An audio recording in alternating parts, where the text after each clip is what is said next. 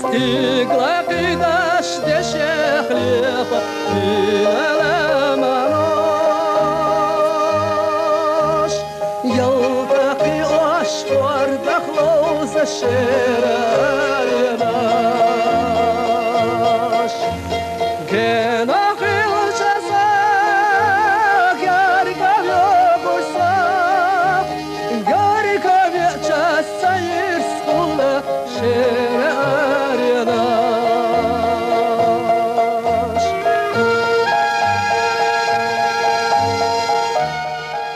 Я очень горжусь своим отцом.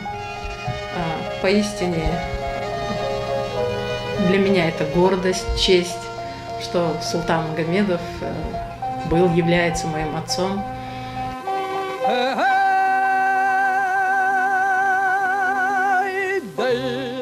Народным певцом, народным соловьем называли в Чечне султана Магомедова. Начиная с 1957 года его голос не переставал звучать, радуя и вдохновляя людей. Оригинальный, чарующий голос султана Магомедова невозможно забыть, услышав хотя бы раз вдали от родины «Прекрасное утро Кавказа», «По горным дорогам», песня пастуха. Эти и другие песни в исполнении Магомедова звучат до сих пор. Никто не споет их столь задушевно, как он. Родился султан в селе Курчелой в простой рабочей семье. Детство прошло в депортации. Он жил в Киргизии, пас овец и работал на стройке. После возвращения на родину вместе с другом устроился на работу в филармонию. Из Казахстана, из Овали, Харшвал Халсавир, Девест. И вот так вот Сашей скучать ляж Ашвара. Йохши Цавия до Казахстана. Так селим дел хок Балхбац. Балхдеун, да дик до Хамза Тажан, вышини вышига Балгуруэне. И вот так сового этига бурильш помощь дают шмоварс гала. Да я сам я голос дикий ремет ансамбле Хунцеведа. Вот что арцинцад приезжай завтра мы, да васара я свомасда. Султан я свомада. Да троши дейси хартенер варсо баритон, оршине группе как раз ац троши дейси. Да это да он троши ашвар моя квартиралас ашварцаст трошин халхе трош цигга конкурс алмата трош вона асасин заормур. Юношу с богатым от природы лирическим голосом заметил знаменитый писатель-драматург Абдулхамид Хамидов, который взял его в национальный ансамбль песни и танцы. Сбылась заветная мечта султана заниматься любимым делом – петь на профессиональной сцене. О своем трудоустройстве он не решился рассказать отцу. Отец султана, Лута Магомедов, был глубоко религиозным человеком. Он исполнял назмы, зикры и маулиды. Выбор сына стать артистом он не одобрил бы, но помогла бабушка, которая втайне от Луты отпустила внука в город работать. От сложности его читая сердце, его да мол зукур шуор, омахка на халва зукур шуор, так его хах дельчи мигер дошта сер могитор дошта сер, так что их хилма да. Так бабки ти сговорить один царчим, что давайте мечта, он не селится, но состоять один вельчул, когда по радио начали его еще шума хазиолич, так что вон Хиллер перед фактом был поставлен, да, масса, лишь ты синор. Так, рейс сказали сюда? Так, моцал рейс, да. Известно стрельчил, да. Докуешь мол, рейзи, модель. Куршло. Халхи даванг. Куршло, элсер, гастрольшки, шбо, альч. Цулдок праздник, вообще республика Хаваца, Хиллер. Так, заранее Сирин, Шбах, Бешхал, Делк, один, дом культуры оккупировать, я говорю, чувак, метегёч, говорю, так. Там особо приглашенная семья, Алаватиги, Ахахуай. Совсем молодым султан стал знаменитым на всю республику. Такой популярностью не каждый артист мог похвастаться в то время. Его бархатный тенор завораживал зрителей. Люди радовались каждой встрече с ним. В 1965 году Государственный ансамбль песни и танца под руководством писателя-драматурга, народного артиста ЧССР Абдулхамида Хамидова совершил трехмесячную гастрольную поездку по 20 городам Советского Союза – Ленинград, Архангельск, Йошкар-Ола, Казань и другие, в каждом из которых давал по 2-3 концерта. Они всегда проходили с аншлагом. Только в Москве ансамбль выступал 9 раз, в том числе и по всесоюзному телевидению и радио. После поездки Хамидов писал в газете «Грозненский рабочий». Всегда и везде с неизменным успехом выступала мужская вокальная группа, солистом которой был несравненный Султан Магомедов. Его песни, воспевающие Чечено-Ингушетию, ее гостеприимный и трудолюбивый народ, слушатели встречали овацией и всегда особо отмечали чарующий, чистый и сильный голос певца-солиста.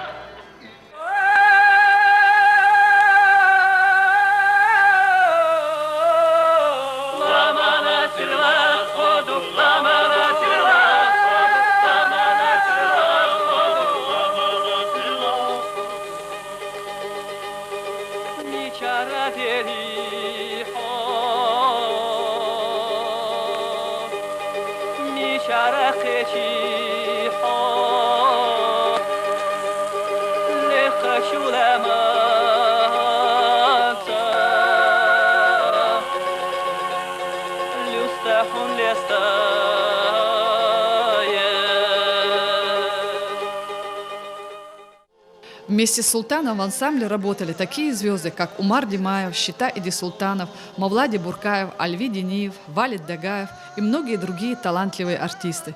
Коллеги восхищались и гордились им. Для них он был непревзойденным талантом. У него была прекрасная техника пения, правильно поставленный голос. Не имея музыкального образования, Магомедов сочинял не только песни, но и более сложные произведения. В его репертуаре есть песни о наших героях. Одна из них про Асламбека Шерипова.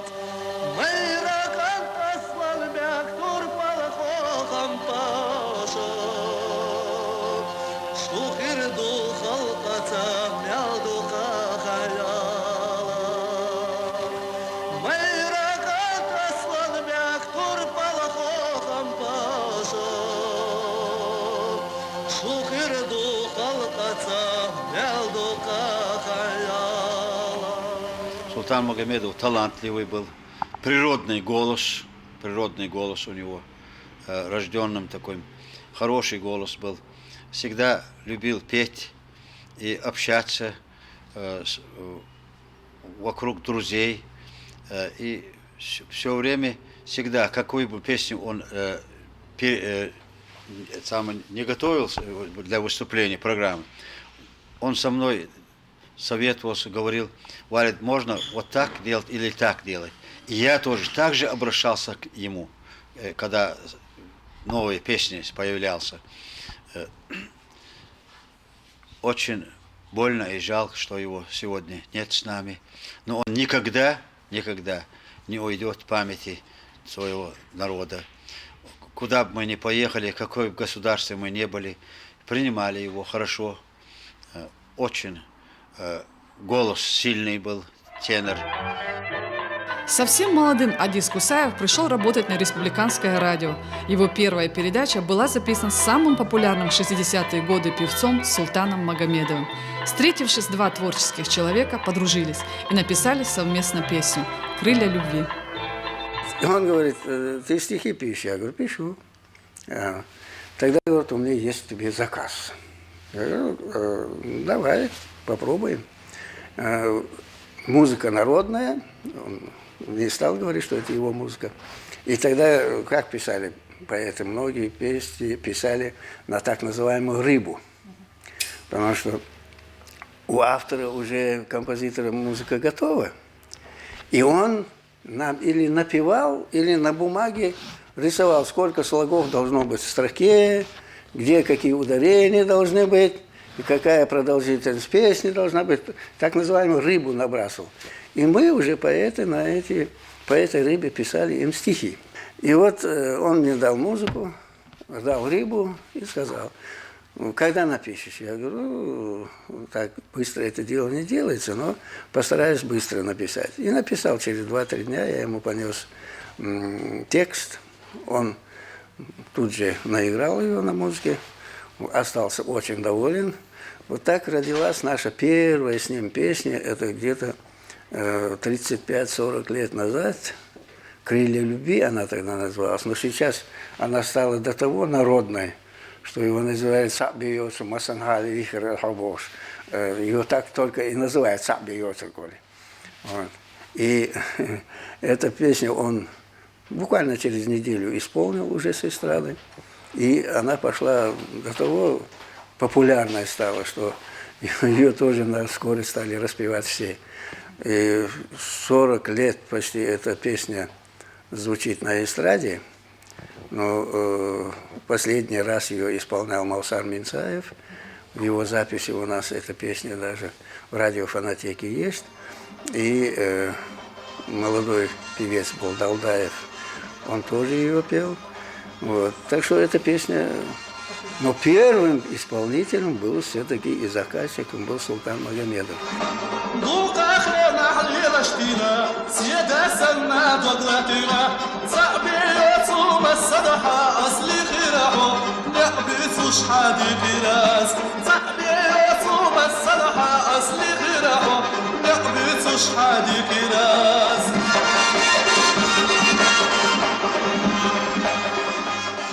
Если человек талантлив, то он талантлив во всем. Султан был не только профессиональным певцом и композитором, но еще и замечательным актером. Его дебют состоялся в музыкальном фильме «Эхо в горах» режиссера Ильяса Татаева. Сегодняшний день я вспоминаю Султана. В то время не было киностудии. Мы с большим трудом привезли камеру и снимали первый музыкальный фильм, назывался «Эхо в горах». Мы хотели непосредственно сделать через его голос, показать нашу республику. Конечно, не было никаких условий. Я помню, когда впервые там была песня «Лава Азиза Гирасуна». Вот его желание увидеть, он работает пастухом, образы пастуха, и мы должны были от снежных вершин поехать в то село, где его возлюбленная живет. Так Султан упросил меня, мы сделали 2 куплета от снежных вершин, по куплетам мы все спускаемся, каждый куплет соответствует какому-то ландшафту. И он поехал домой, приехал, сбрил усы. У меня 2 куплета с усами, а значит, остальные у меня... Я говорю, ты что делаешь? Он говорит, Ильяс, шахазавасер, надо кайшимях. А сидит муда, уже пленка снятая. И что вы думаете? Я не хочу здесь, значит, рисоваться. Из бурки в то время, у нас не было ни гримера, ничего. Мы иголкой из бурки волосы, вот так вытягивали волосы. Из картошки, которая бывает на солнце, из земли вылазит, мы из него сделали клей, ему сделали, усы прилепили, и вот так последние 2 куплета с Султаном у нас были сделаны. То есть трудности, я о чем говорю. Конечно, бесподобнейший голос. Голос, который очаровал бы всех.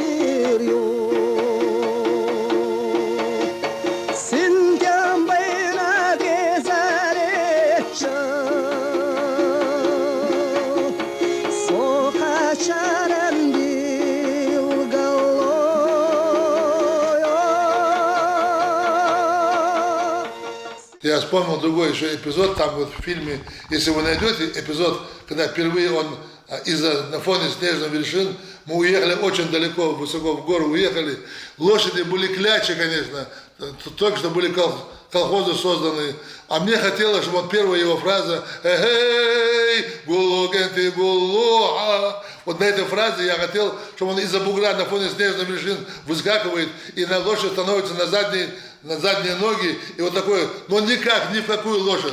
Значит, я что придумал по своей наивности?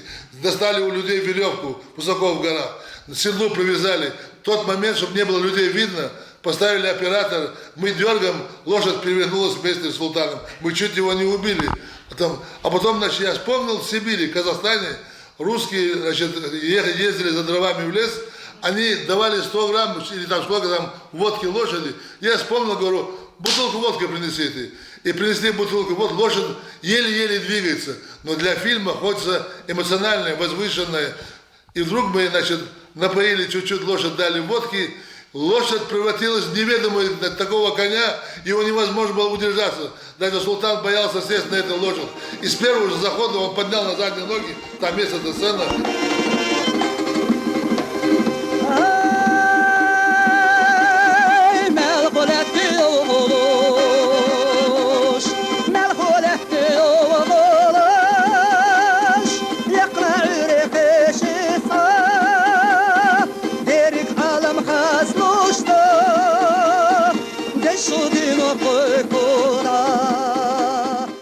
Грозном у султана Магомедова не было своего жилья. На первых порах домом для него стало помещение филармонии.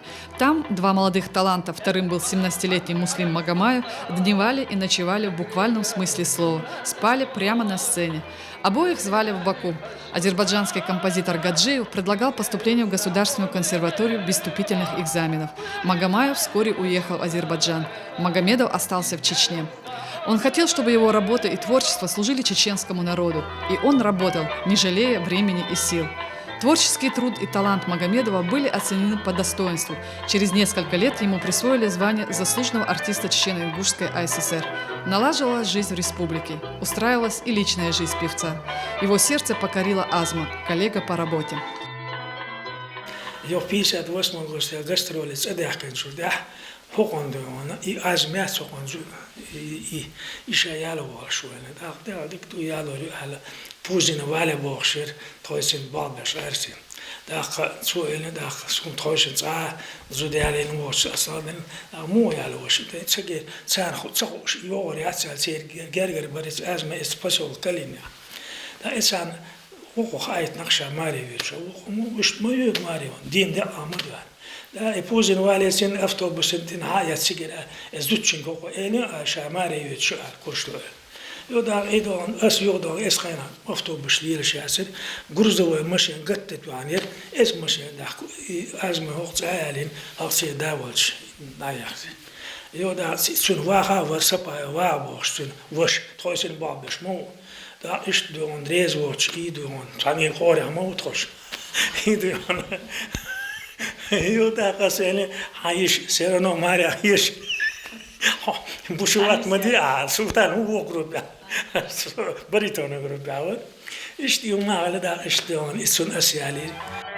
Султан и Азма прожили вместе в любви и согласии 23 года. Это были лучшие годы их совместной жизни. Дом Магомедова всегда был полон гостей, а по-другому и быть не могло, ведь султана очень уважали в народе и к нему тянулись из-за его простого характера и приятного общения. Никогда в жизни мы ни одну ночь не спали на кровати, на диване. Никогда.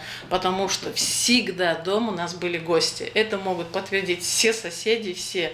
Вот у нас улица была какая вот артистическая, все жили подряд. Вахада, Каша, вот балетмейстер, ну все. Тетя Маржан Исаева, Султан Абдусалам, Сячев, ну все артисты, писатели. Так получилось, что вот на субботниках они отрабатывали, им дали вот эти коттеджи. И вот эта сторона, вот сейчас совершенно жизнь другая. Вот мы вечером приходим с работы, свои квартиры, свои дома, а раньше все было не так. Вот до отцовской смерти я не помню ни один день, я считала, что это в порядке вещей, и что так должно быть. У нас всегда были дома гости. У папы был очень замечательный друг с Курчелоя, Шатаев Абдул. Вот он привозил нам по 10 куриц, мама делала галныш, все гости от маминого соления, галныш, вот бочками мама солила это все, накрывалось. И вот где-то ночью мы засыпали в каких-то углах, утром просыпались опять до вечера и вечером опять. Вот всегда дома были гости, гармошка, песни, галушки. Это всегда, это постоянно, это вот на этом мы выросли. А какой был ваш отец? Он строгий папа был? Вот он был очень-очень добрый, но ему достаточно было просто выразить недовольство, посмотреть на нас, троих детей, вот чем-то он недоволен, нам это было достаточно, понятно, что все провинились. Мама нас воспитывала так, вот отец придет с работы и будут проблемы. Однажды он уходил на концерт и сказал, мы в поселке Калинина всю жизнь прожили, чтобы деревья побелили к его приходу, подкопали, и во дворе было чисто. Мы весь день играли, ничего этого не сделали, и вот уже с концерта он должен возвращаться вечером, и мы вспоминаем, что он сказал эти деревья побелить. И мама говорит, Хумадат, я скажу, что я вам не разрешила. Короче, нет, мы включили фонарик, спички, кто держал ведро, кто щетку, и мы эти деревья побелили. Отец пришел с концерта, деревья побеленные. На утро, когда посмотрели, как эти деревья были побелены кусочками, местами, и звездка была разлита везде, где возможно, но его слово было страшный закон. Много не ругался, ничего не говорил, но одного взгляда нам было достаточно. Довольно-таки строгий был. Дом, семья, дети. Казалось, впереди еще много времени, много свершений. Все складывалось успешно. Не хватило одного – здоровья. Жизнь певца оборвалась, когда ему было 43 года. Вот что пишет о нем журналист Аднан Яхяев. Его безграничный по диапазону голос разливался по горам, как родниковая вода, лаская слух и утоляя жажду.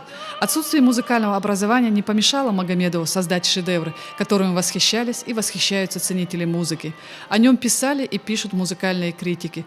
Его наследие настолько велико, что по сей день остается неизученным до конца.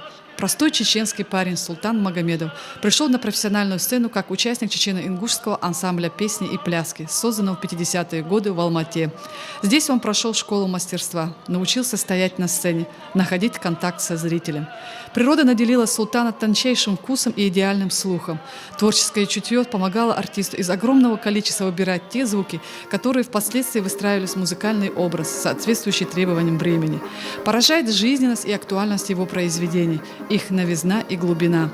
Новаторское искусство Султана Магомедова золотыми буквами вписано в историю музыки.